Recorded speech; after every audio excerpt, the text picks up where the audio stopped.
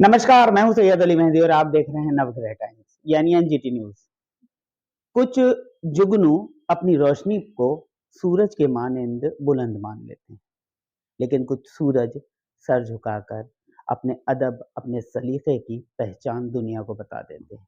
सूरज, साहित्य का सूरज, एक ऐसा सूरज जो दिन में भी नुमाया होता है और रात में भी रोशन होता है। जी हाँ, साहित्यकार अपनी रचना से, अपने काम से या कहूँ कि अपने कलम से अपनी पहचान पत्थरों पर भी रकम कर देता है। ऐसे ही एक विश्व प्रसिद्ध साहित्यकार, गीतकार, वरिष्ठ पत्रकार और मेरे गुरुजन doctor Dhananjay Singh sir. Sir, आपका बहुत-बहुत स्वागत। धन्यवाद। आपने स्वागत टाइम है। दिया, अरे आपने आशीर्वाद दिया। धन्यवाद आपका, धन्यवाद। बहुत आपका स्वागत है। सर, एक बहुत बड़ी यात्रा, जी एक बहुत बड़ा सफर। हो सकता है कि आपके लिए कल की बात हो, जी लेकिन ज़माने के लिए तो दशकों की बात हो गई। जी शुरू, पहली कविता और आज अंतिम लिखा हुआ जी। गीत। क्या था इसके बीच में? क्या महसूस किया? और रूह को कितना सुकून मिला? पहली कविता तो मैं जब 10वीं का विद्यार्थी था तब छपी मेरी। लिख तो लिखी तो उससे पहले भी थी, लेकिन छपी मेरी 10वीं में। यानी कितनी उम्र रही होगी लगभग? उम्र रही होगी उस समय सारी 16-17 साल। 16-17 साल में साहित्य की ओर रुझान हो जाना, रुझान तो उससे पहले हो गया था। उससे पहले हाँ, रुझान था। 13-14 की उम्र में। किसे सुनाई थी पहली कविता? कौन था पहला श्रोता? मेरे एक मित्र थे, वो कवि थे, देवराज दिनेश उनका नाम था। देवराज दिनेश नहीं, क्षमा करेंगे, देवराज देहाती। देवराज दिनेश सबसे बहुत बड़े थे। जी, जी, जी। देवराज दिनेश बहुत बाद में उनका आशीर्वाद मुझे मिला जी। और बहुत स्नेह मिला उनका। लेकिन देवराज दिनेश से बात हुई। वो देवराज देहाती मेरे गांव के साथी थे, मुझसे भी बड़े थे। लेकिन हुआ ये कि हमारे स्कूल में अंत्याक्षरी प्रतियोगिता होती थी और शनिवार को एक शनिवार सभा हुआ करती थी। उसमें कुछ ना कुछ बच्चों को बोलना होता था। अच्छा। तो अंत्याक्षरी करते करते हम लोग जो है उसमें बोलते थे। हमारे जो अध्यापक थे हिंदी के, उन्होंने एक नई चीज शुरू की। उन्होंने हमें एक लाइन देनी शुरू कर दी। बोले ये लाइन है, इस पर कुछ जोड़ के लाओ कविता।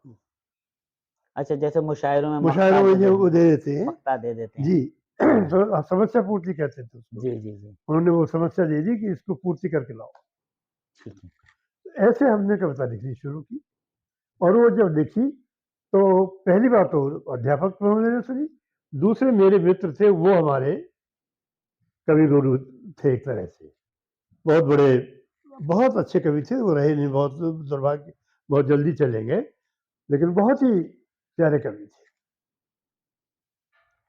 इसके बाद कैसे बढ़ा ये आगे इसके बाद सफ़र? तो ये है कि मैं खुर्जा आ गया था पढ़ने के लिए 9th 10th में।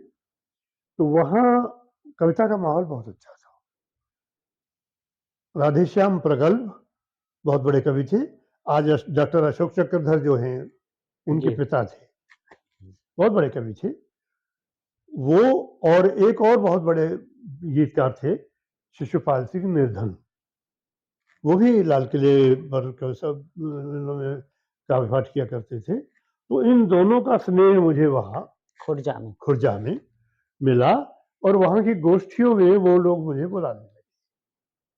तो वहाँ पढ़ करके मैं वहाँ से शुरुआत हुई। हालाँकि आपने दर्जनों नहीं हज़ारों गीत लिखे, हज़ारों रचनाएँ हैं, जी बहुत काम किया, बहुत साहित्य में जी आपने काम किया। जी आपके साहित्य में प्रकृति का वर्णन बहुत खूबसूरत होता है और एक जो शब्द होते हैं वो मिट्टी से जुड़े, घर से जुड़े, अपनाहियत का, अंदर जज़्बातों का। जी। तो ये समावेश किस तरह से आप इस चीज़ को महसूस क्या करते हैं? किस तरह से आता है ये सब कुछ अंदर? मुझे तो ये लगता है कि ये मुझे कुछ करना नहीं पड़ता, ये अपने आप मेरे अंदर है। प्रकृति से जुड़ाव, गांव में रहा हूँ, गांव में प्रकृति खुली होती है, जी, जी। तो प्रकृति से तो शुरू से जुड़ा रहा हूँ। और कविता जब आई तो कविता में शुरुआत में मुझे जो है नीरज की कविताओं ने बहुत आकर्षित किया। नीरज जी के बाद भारत भूषण बहुत बड़े कवि थे, बहुत बड़े कवि थे, और उनके साथ ही कृष्ण सरोज, ये 3 लोग जो हैं मेरे एक तरह से आदर्श रहे। इनकी गीतों में जो पीड़ा थी, जो शब्दावली होती थी, वो मन को छूती थी। उनसे पढ़ करके फिर पढ़ा मैंने सबको, लेकिन मेरे मन को इन तीनों ने छुआ। मैंने मैथिली शरण गुप्त को भी पढ़ा, मैंने निराला जी को भी पढ़ा। निराला जी ने बौद्धिक क्षितिज बढ़ाया। सर पहली किताब कौन सी, कब और किस आयु में? पहली किताब तो मेरी बहुत देर में आई, मैं कादम्बिनी में था जी। तो वहां काम करते करते मुझे 17 वर्ष हो चुके थे। ऐसे था, किताब मेरी कोई नहीं आती थी। था ये कि प्रकाशक पैसा मांगते थे, और मुझे ये लगता था, आर्थिक स्थिति ऐसी थी नहीं कि मैं पैसा दे, तो मुझे लगता था कि मैं ये पैसा किताब में लगा दूं तो ये परिवार के साथ नाइंसाफी होगी, परिवार के खर्चे में से कट के ही जाएगा, तो ये गलत हो जाएगा, मैं ऐसा नहीं करना चाहता। तो इस तरह से मेरी किताब नहीं आ रही थी। लेकिन एक प्रकाशक थे जो अब नहीं रहे, स्वर्गीय, मैं उनके लिए प्रार्थना करता हूँ, उनको नमन करता हूँ। उन्होंने आकर के मुझसे कहा कि आपकी किताब कहाँ है? ये 1997 की बात है। उन्होंने कहा आपकी किताब कहाँ है? मैंने कहा मेरी तो कोई किताब नहीं है। तो बोले मैं छपी हुई नहीं कह रहा, लिखी हुई। मैं तो लिखी हुई कह रहा हूँ, जैसे छापा जा सके। जी जी। तो मैंने कहा लिखी हुई तो घर में रखी है। तो बोले मुझे दीजिए, मैं छापूंगा। मैंने कहा आप कैसे छापेंगे? तो उनका जवाब बहुत प्यारा था, उनका मन से छापा। वाह। मुझे लगा कि ये आदमी साहित्य प्रेमी है, मन से छापूंगा। हाँ, मन से वाह। छापूंगा। तो मैंने उनको किताब की पांडुलिपि दी, और दी कहाँ से? थी तो नहीं। अच्छा, हाँ, किताब थी नहीं, किताब थी नहीं, मतलब अस्तित्व में नहीं आई नहीं थी। नहीं, किताब इकट्ठी नहीं थी, कविताएं मेरे पास बहुत जी थी। जी, पूरा मैंने संग्रहित नहीं थी। प्रोफेसर हरिमोहन मेरे मित्र हैं, जो आजकल शिकोहाबाद में जीएस यूनिवर्सिटी के वाइस चांसलर पद से अभी सेवानिवृत्त हुए हैं। वो दोनों गढ़वाल विश्वविद्यालय में हिंदी विभाग अध्यक्ष थे। वो मेरे कवि मित्र हैं, मुझे बड़ा भाई मानते हैं। उन्होंने भी मुझसे कहा कि भाई साहब आपकी किताब आनी चाहिए। मैंने कहा यार कि बिखरे पड़ी हैं कविताएं, कैसे करूं? तो मैं इकट्ठी करूंगा। अच्छा, उन्होंने इकट्ठी की, उन्हें संग्रहित किया। हाँ, उन्होंने संग्रहित किया, और उनके संग्रहित करने के बाद मैंने उनको, जो पराग प्रकाशन के वो थे, देखिए इस समय स्मृति मेरी गड़बड़ हो रही है, नाम याद नहीं कर पा रहा हूँ उनका, बहुत अच्छा आदमी थे। तो उनको आपने दी होगी? उनको मैंने किताब दी। मैंने उनसे किताब देते हुए कहा कि मेरी एक इच्छा है। बोले क्या? मैंने 29 अक्टूबर मेरा जन्मदिन पड़ता है, अगर उस दिन तक किताब मिल जाए तो मुझे बहुत खुशी होगी।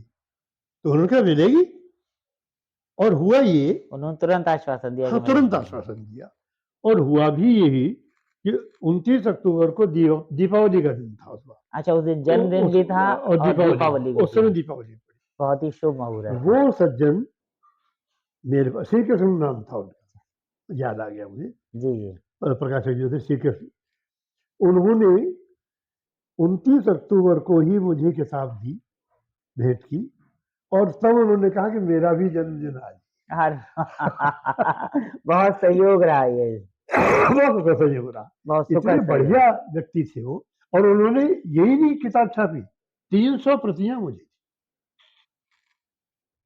यानी उसी दिन प्रभु राम श्री राम आए, अयोध्या वापस आए, उसी दिन इन 2 सितारों का जन्मदिन, और उसी दिन एक नई किताब का उदय हुआ, और उन्होंने मुझे 300 प्रतियां। 300, हाँ, बड़ी बात है।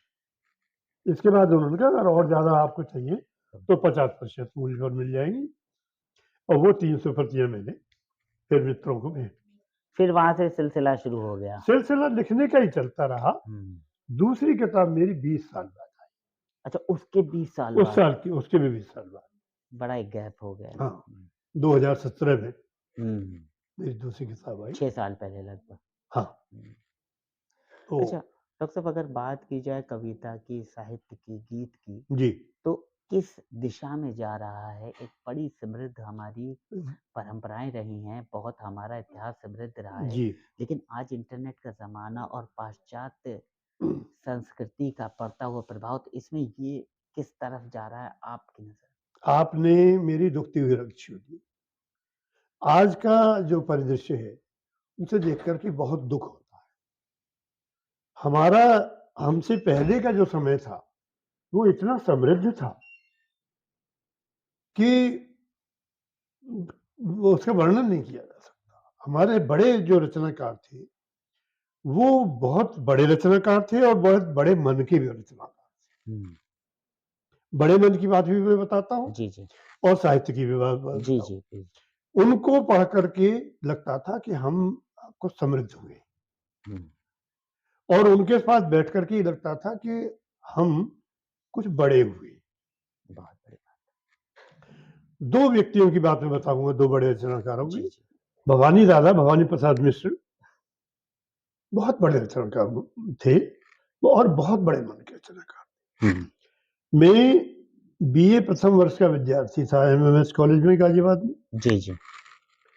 यहाँ डॉक्टर कुमार बेचैन प्राध्यापक थे। जी। उन्होंने कवि सम्मेलन आयोजित किया विद्यालय में। अध्यक्षता करने के लिए भवानी दादा को बुलाया गया। जी। मैं विद्यार्थी कवि के रूप में इसमें उसमें सम्मिलित हुआ। तो मैंने जब अपना गीत पढ़ा, गीत जैसे ही मैंने समाप्त किया, भवानी दादा अपने आसन से उठ करके माइक पर आए और उन्होंने कहा, चौंकिए नहीं, अध्यक्ष बीच में भाषण नहीं देता है, बीच में नहीं आता है। जी, जी, लेकिन परंपरा है। हाँ, परंपरा है। जी। मैं बीच में उठ करके आया हूँ, इसका एक कारण है। और कारण ये है कि ये जो विद्यार्थी गीत पढ़ के गया है अभी, इसके गीत की पहली पंक्ति सुन करके मैं डर गया। शब्द थे डर गया। डर गया। और डरा मैं क्यों? डरा मैं यूं कि जहां से इसने गीत आरंभ किया है, वहां तो गीत समाप्त हो जाता है। मैं डरा यूं कि ये आगे कैसे बढ़ाएगा। और मैं गीत सुनता रहा। मैं चकित हो गया कि गीत जो ये सुनाता जा रहा था, गीत आगे बढ़ रहा है। तो इसे मैं आशीर्वाद न दूं तो ये पाप होगा। वाह वाह वाह, बहुत बड़ी बात, बहुत बड़ा आशीर्वाद, बहुत बड़ा मेरे लिए तो रोमांचित करने वाला है। बेशक बेशक। तो वो गीत याद है क्या? हाँ, थोड़ा सा याद चलिए, याद है। हमें भी सुना दीजिए। स्वप्न की झील में तैरता यह हृदय का सुकोमल कमल, चंद्र का स्नात मधुरा तुम्हें हो हमारा तुम्हारा मिलन। वाह वाह, बेशक। दूर जैसे धरा गगन, दूर जैसे क्षितिज के परे, झुक रहा हो धरा पर गगन। वाह वाह वाह वाह। घास के मखमली वृक्ष पर मोतियों की लड़ी हो तरल, स्वप्न की झील में तैरता यह हृदय का सुकोमल कमल। बेहतरीन सर, बेहतरीन वाकई।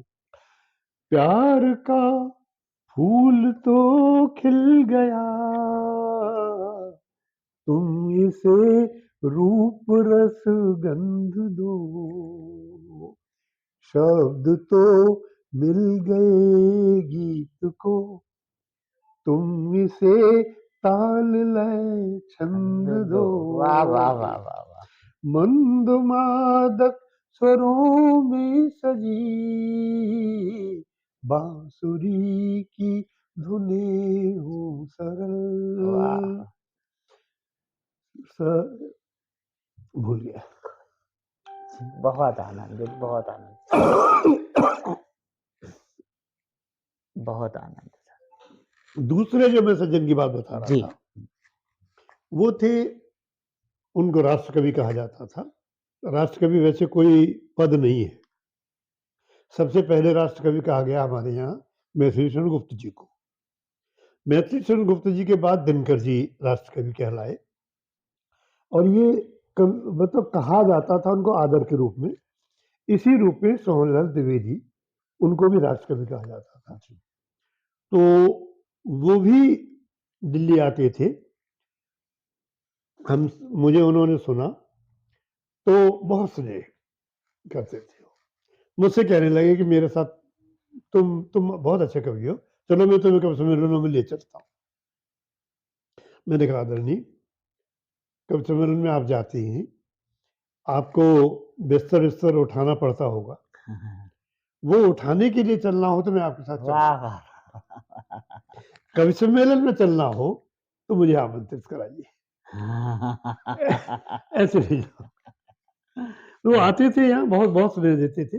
एक बार मुजफ्फरनगर डीएवी कॉलेज के कवि सम्मेलन से हम लौट रहे थे, तो मैं, संतोषानंद जी और राष्ट्रकवि सोहनलाल द्विवेदी तीनों टैक्सी में दिल्ली गाजियाबाद लौट रहे थे। उन्हें दिल्ली जाना था, मैं गाजियाबाद रहता था, लौट रहे थे। तो रास्ते में द्विवेदी जी ने कहा, धनंजय, हमने सुना है तुम्हारे गाजियाबाद का मिल्क केक बहुत मशहूर है। अच्छा। मैंने कहा जी हाँ है तो, लेकिन सिद्ध होगा तब जब आप गाजियाबाद चलेंगे। बड़ी बात है। तो उन्होंने कहा अच्छा चलती। टैक्सी जो है सीधे दिल्ली जाने के बजाय मुझे रास्ते में उतार देते बाहर, लेकिन उतारने के बजाय घर आ गए। संतोषानंद जी और वो सोहनलाल द्विवेदी जी दोनों घर में बैठे हैं। सोहनलाल द्विवेदी जी की जीवनी उन्हीं दिनों हाई स्कूल की परीक्षा में पूछी गई थी। अच्छा, यूपी बोर्ड में। जी। मोहल्ले में खबर फैल गई कि सोहनलाल द्विवेदी घर में बैठे हुए हैं। तो लोग मेरे घर के दरवाजे पे इकट्ठे हो गए। एक स्टार हैं, हाँ, उनके लिए आना। तो मेरा भतीजा था, उससे सबने पूछा कि सोहनलाल द्विवेदी तुम्हारे घर में कैसे बैठे? उसने मेरे चाचा जी के मित्र हैं। अच्छा। मैंने तुम्हारे चाचा जी तो जरा सी अभी उम्र क्या है उनकी, और वो इतने बड़े कवि, तुम्हारे चाचा जी के मित्र में बहुत अंतर है, तुम्हारे चाचा जी के मित्र कैसे हो सकते हैं? तो उसने अंदर बैठिए पूछ लो। सही बात है, आज को आज क्या पूछ लीजिए। जय हिंद दोस्तों, मीडिया की अहमियत को सोशल मीडिया ने और अधिक बढ़ा दिया है। ऐसे में हमारा ये चैनल आपको समर्पित है। हम आएंगे आपसे मिलने और आपको देंगे एक मंच, जहां से आपकी पहचान और बात होगी और अधिक पुख्ता एवं मजबूत, क्योंकि हम हैं सोशल, हम हैं मीडिया वाले। वंदे मातरम।